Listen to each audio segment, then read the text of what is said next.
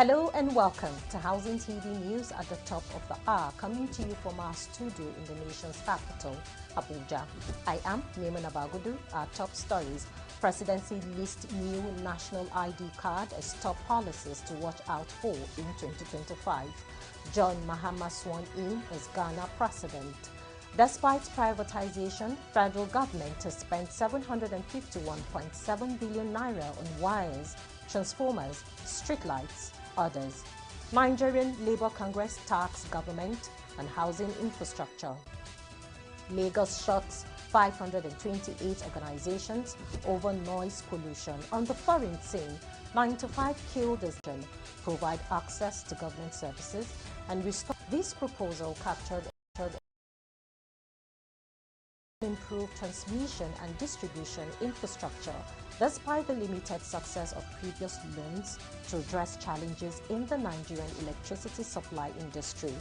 The ministry plans to spend over 2 trillion naira in 2025, with 8 billion naira earmarked for creating awareness about vandalism. John Mahama on Tuesday took the oath of office as Ghana's new president in a ceremony attended by world leaders.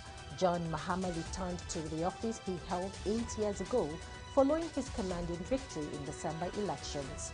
Mahama, 66, defeated the ruling party's candidate amid voter anger over economic hardship in Ghana's 2022 sovereign debt default. He clinched 56.6% support in a country where the margin between the two main political parties has previously been very slim. The federal government has allocated a total sum of 2.83 billion naira to the payment of electricity charges of 109 Nigerian embassies, consulates and high commissions in various countries. According to the reports, the 2025 Appropriation Bill submitted to the National Assembly by President Bola Tinubu contains the budgets of 109 foreign missions under the Ministry of Foreign Affairs. They comprise 76 embassies, 22 high commissions and 11 consulates. All 109 foreign missions budgeted a total of 2,837,016,127 naira for electricity charges as part of their annual overhead expenditure. Now to the Federal Capital Territory, where the FCT command of the Nigerian police apprehended and paraded approximately 50 individuals suspected of engaging in vandalism and theft of public infrastructure, including manhole covers. Announcing the arrest, the FCT Commissioner of Police Olatunji Disu disclosed that the suspects targeted vital public assets such as manhole covers, vehicles, solar street lights, and construction materials like rods used for flyovers. He highlighted the grave risk these actions pose to public safety and the city's infrastructure. The Commissioner reaffirmed the command's dedication to safeguarding critical infrastructure, stressing that the police, in collaboration with other security agencies, will uphold a strict zero-tolerance policy against acts of vandalism and theft that endanger public safety and disrupt essential services. So shortest near the total service station by NNPC is gone. As our officers are there and have been there. Chanting behind the eyes, chanting iron and total and accuracy has already gone the same way.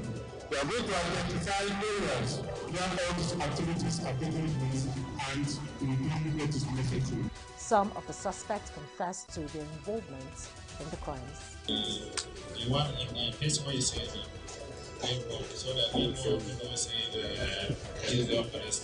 So in the wrong. So I don't remember the television and the one radio where I said So how many television will you buy? it's 3. How much you buy? 350,000.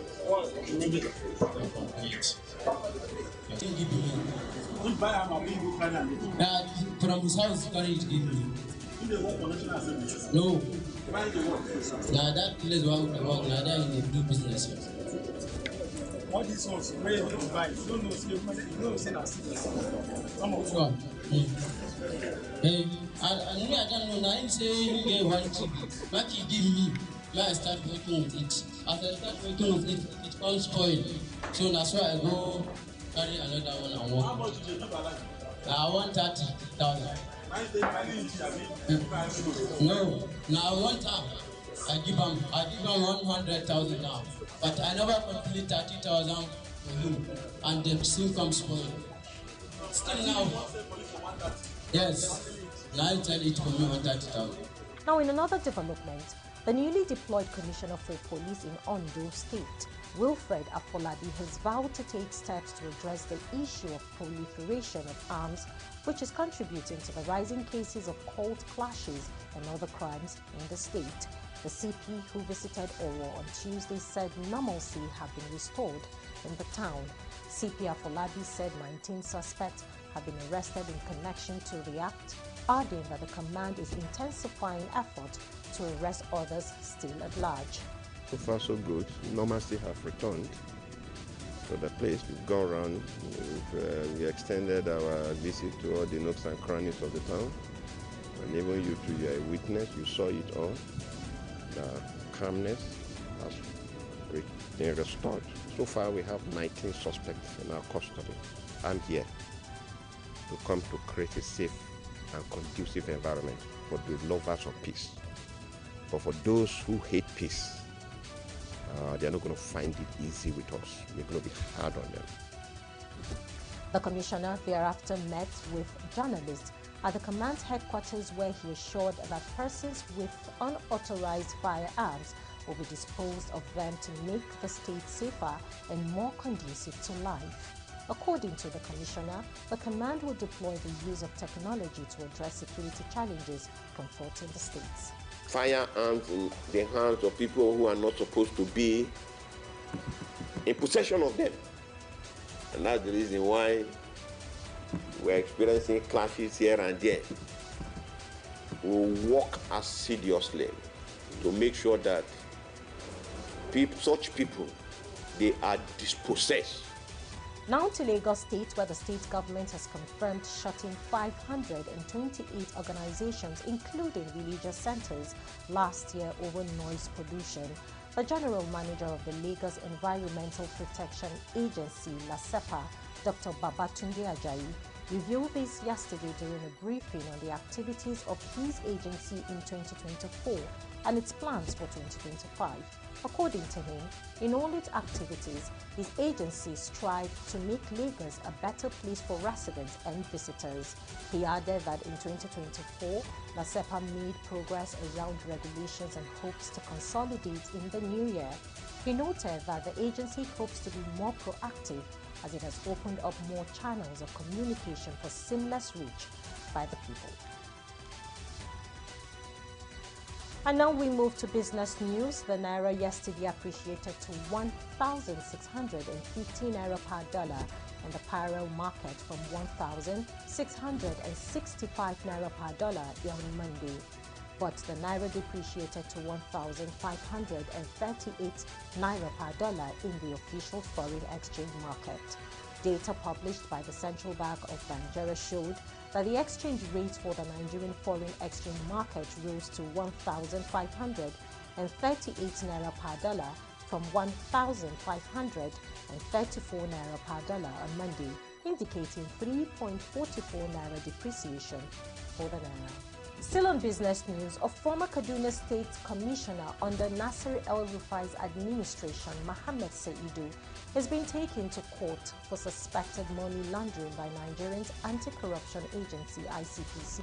According to newsmen, the Kaduna police arrested Saidu after receiving complaints that he might have misused public money. An ICPC lawyer, Osu Beni Akoni Mishiga, filed the case on Tuesday at the Federal High Court in Kaduna State. Saidu worked in several important positions under former Governor Nasir El-Rufai, including managing local government affairs, serving as Chief of Staff, and overseeing the state's finances. We take a pause here. News stories from the build sector are up next. Stay with us.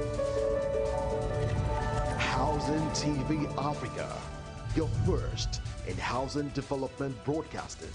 Visit Housing TV Africa on YouTube and click on the subscribe button. Subscribe to Housing TV Africa to stay updated on latest happenings in Nigeria's housing sector. Follow our social media pages, like and share our posts. On Facebook, Housing TV Africa. On Twitter, Housing TV Africa. Instagram, Housing TV Africa.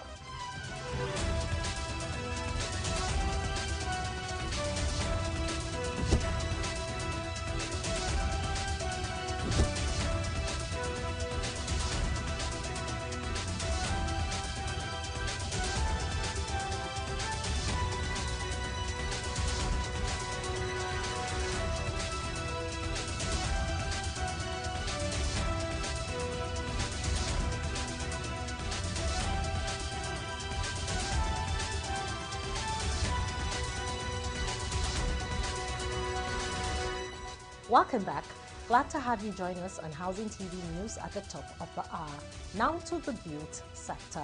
The Lagos State Chairman of the Nigerian Labour Congress, Sesi Fumi, has urged the state government to prioritize affordable housing and improve the infrastructure for workers residing in Lagos. Speaking with newsmen, Sesi highlighted the unique challenges faced by Lagos workers due to high accommodation costs, inadequate housing and limited infrastructural support in neighboring Ogun State. Pointing the way forward in respect of housing, Sesi called on the Lagos government to partner with private investors to develop housing estates in underutilized areas such as Badagry, Ikorodu and Efe. Now in the FCT, the Federal Capital Development Authority, FCDA, has started replacing the vandalized manhole covers on Independence Avenue in the Central Business District of Abuja. The acting executive secretary, Richard Dauda, stated this in Abuja when he visited the area to assess the replacement exercise. Dauda said that about 13 manhole covers in the middle of the road have been vandalized on the road corridor. He added the FCT Minister, Nyesom Wike, had directed the immediate replacement of the stolen manholes to save lives and property. He, however, said that the replacement of the stolen manholes will take time because of the materials used in making them and the time to produce them, while assuring that they will be replaced. In another development, the Attorney General of Ondo State, Kayode Ajulo, has said the signing of the bill to prohibit forceful entry and illegal occupation of landed properties in the state into law is not just about protecting landowners, but a major step towards creating a secure environment for investors, both local and foreign, who seek to engage in real estate development. He also applauded Governor Lucky Aiyedatiwa for signing the bill to prohibit forceful entry and illegal occupation of landed properties in the state into law. The bill, sponsored by the lawmaker representing Ondo West Constituency 1, who is also the Parliamentary Secretary of the State Assembly, was reported to be the first to be enacted in record time in the state's history. The Attorney General also emphasized the importance of the new law in strengthening the legal framework surrounding land ownership and property rights in the state. Mortgage bankers in Nigeria, under the aegis of Mortgage Banking Association of Nigeria, MBAN, has offered to partner with the federal government on the implementation of the recently launched Ministry of Finance Incorporated (MOFI) Real Estate Investment Fund (MREF). Ebilate Mark Yoroki and Adedeji Ajadi, President and Executive Secretary of the association respectively, disclosed their desire to partner in a statement in Abuja as a response to the government approval of the fund. MBAN stated that its members were ready to ensure that the benefits reached the targeted Nigerians. MREF is a 250 billion naira initiative aimed to address the housing finance gap and drive economic progress. To wrap up Housing TV news at the top of the hour, on the foreign scene, U.S. President-elect Donald Trump took to social media on Monday, offering an unexpected proposal following Canadian Prime Minister Justin Trudeau's resignation announcement. Trump suggested that Canada should merge with the United States, a move he believes will significantly benefit both nations. In his post, Trump argued that a merger would eliminate tariffs between the two countries, lower taxes, and enhance security by protecting Canada from external threats, specifically from Russia and China. He also emphasized that such a union would provide total security for Canada, which has been facing increasing pressure from foreign naval activity. At least 95 people have been confirmed dead and 130 injured following a devastating earthquake that struck Tibet's holy city of Shigatse in China. According to the United States Geological Survey, the 7.1 magnitude quake hit at approximately 9 a.m. local time and 1 a.m. China time and had a depth of 10 kilometers. The earthquake, one of the deadliest to hit China in recent years, caused widespread destruction and was followed by multiple aftershocks, and tremors were felt as far away as Nepal and parts of India. That's the much we can take and Housing TV news at the top of the hour. Before we go, let's take a quick look at our top stories. Presidency lists new national ID card as top policies to watch out for in 2025. John Mahama sworn in as Ghana president. Despite privatization, federal government has spent 751.7 billion naira on wires, transformers, streetlights, others. Nigerian Labour Congress tax government and housing infrastructure. Lagos shuts 528 organizations over noise pollution. On the foreign scene, 95 killed as earthquake ravages Chinese holy city.